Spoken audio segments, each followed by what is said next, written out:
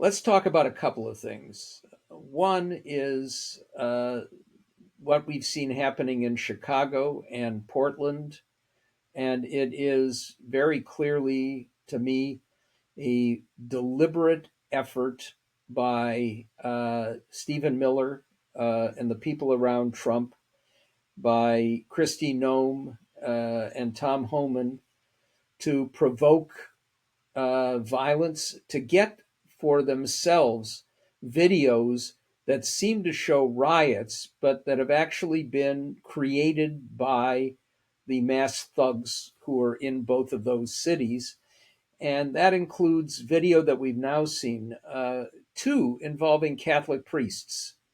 One, a priest standing there, basically telling the ICE people in front of him that he's praying for them, and they spray him up close with horrific gas right in the face and disable him.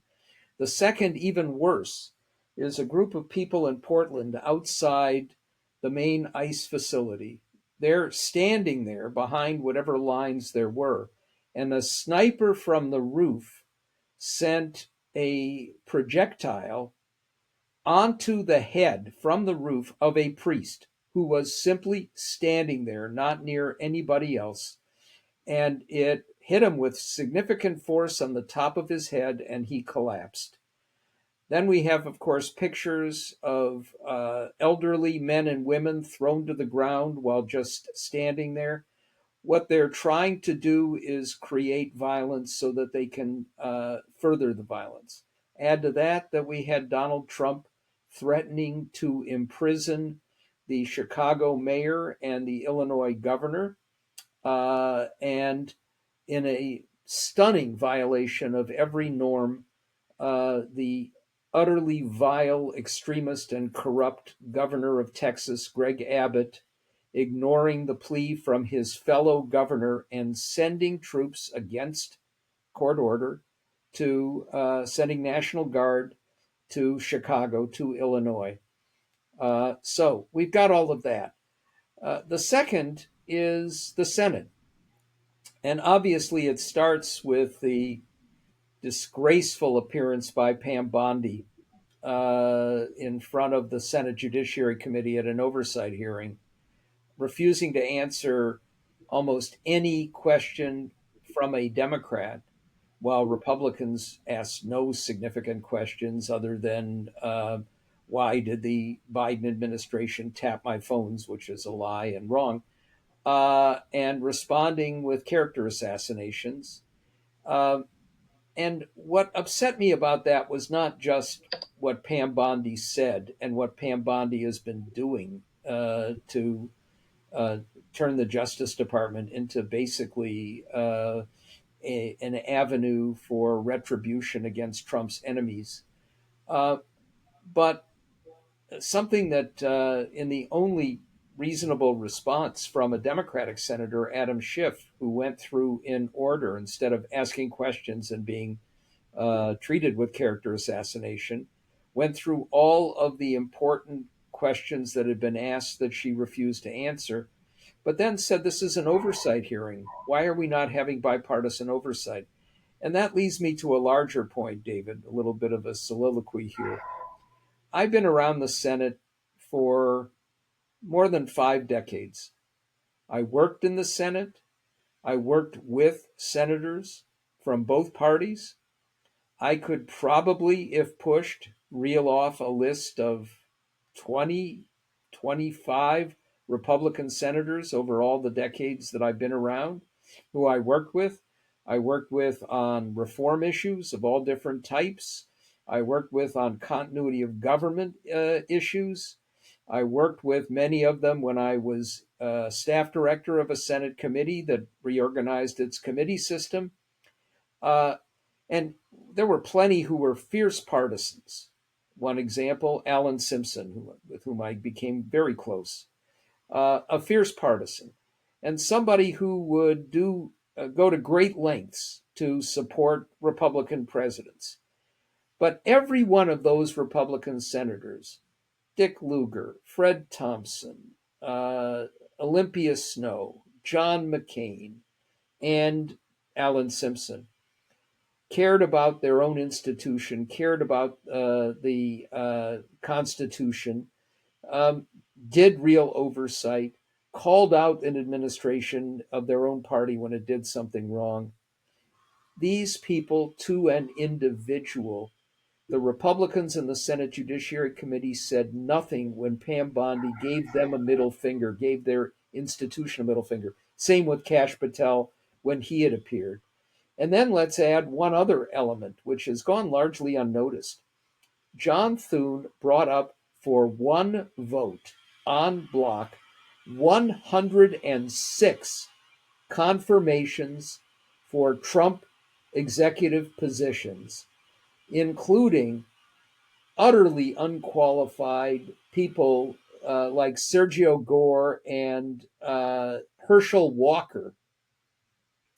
I have a particular sore spot with Herschel Walker because I'm a Minnesota Vikings fan, and the worst trade in the history of football was the Vikings giving up their future for Herschel Walker. But that aside, the whole idea of a core power of the Senate, advice and consent, is whether it's your president or the other party's president, when that president nominates somebody for a significant position, you are going to vet that person and put them through some paces to determine whether they are honest, qualified, capable. They did 106 with none of that, basically giving up. They've given up their power of oversight. They've given up their power of legislating. They've given up their power of advice and consent. And it's shocking because every senator, every Republican went along with this en bloc confirmation of 106 people.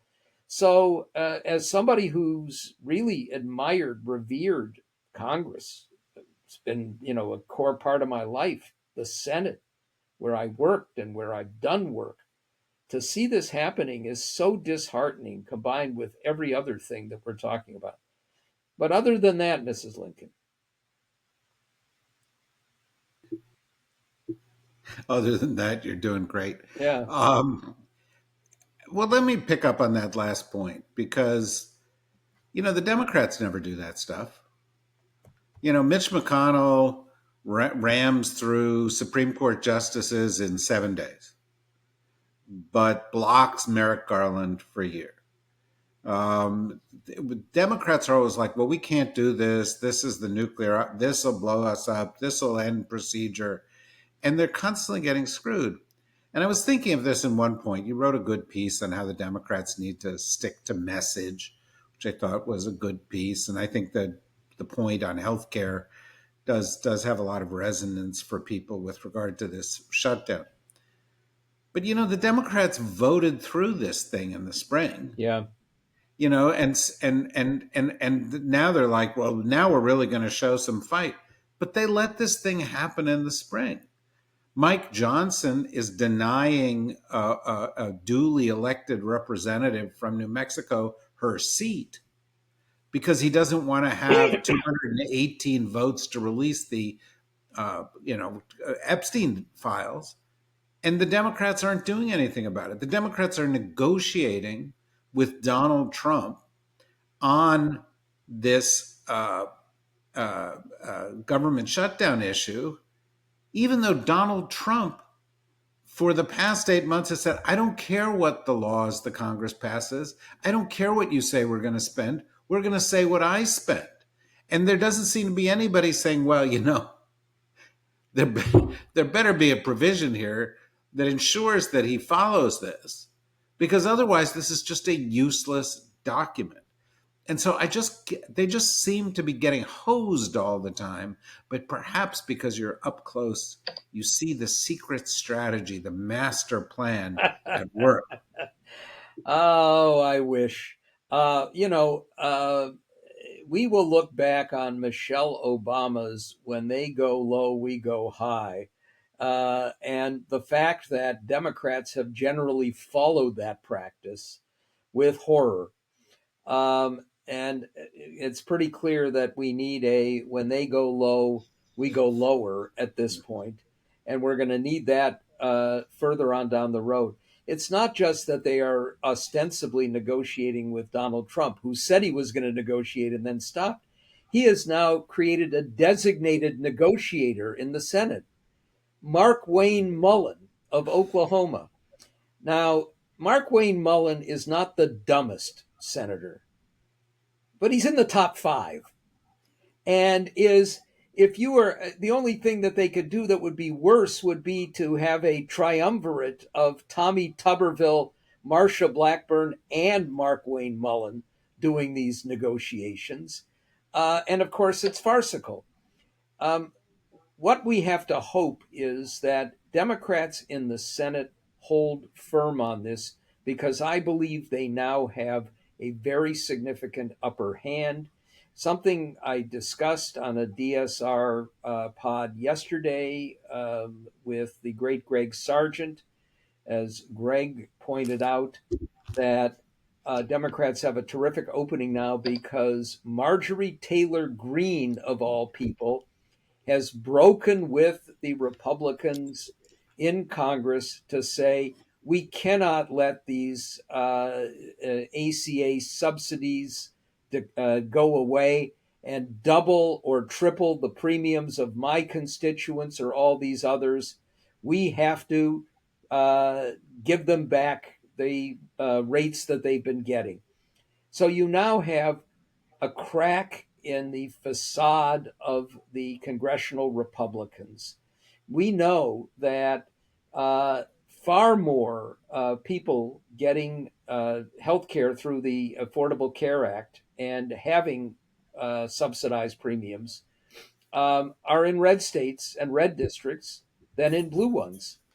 And at the same time, we know that this is a different shutdown. Most of the shutdowns that we've had have been under divided government. And if you've got divided government, it's pretty easy for a president using the bully pulpit to put the blame back on Congress and back on the other party. That's what Bill Clinton was able to do with Newt Gingrich back during that disastrous shutdown during the Clinton presidency. It didn't work with the longest shutdown under Donald Trump, because Trump said, I'm doing the shutdown. So he made that clear. Now people understand Republicans are running things. They don't care about arcane things like filibusters. And at the same time, you're going to have a whole lot of the people Trump wants in place, from air traffic controllers to ICE agents and FBI agents, who live paycheck to paycheck, or at least need, after a very short period of time, some money coming in to pay the mortgage or pay the rent or pay for food.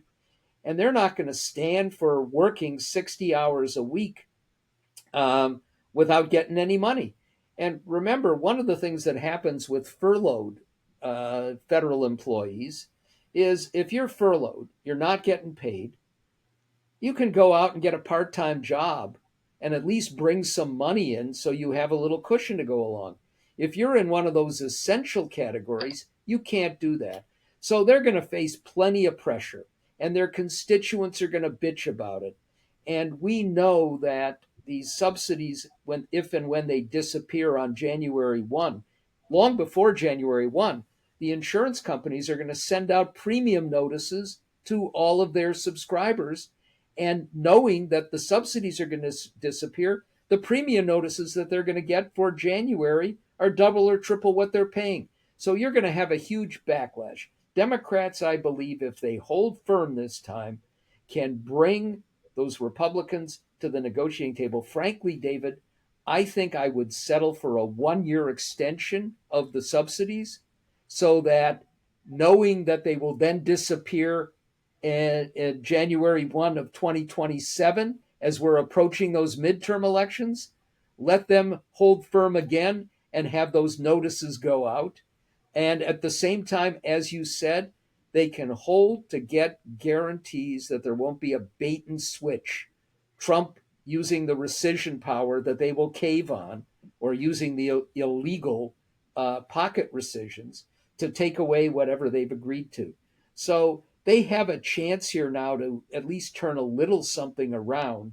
And if they don't, if they get weak kneed and cave again, if they don't have a plan, and by the way, if they don't follow my plea to them, which is to pound away at this every day in every venue they can, they're trying to take away your health care. We won't let them. Then they don't deserve to be an opposition political party, much less a governing party.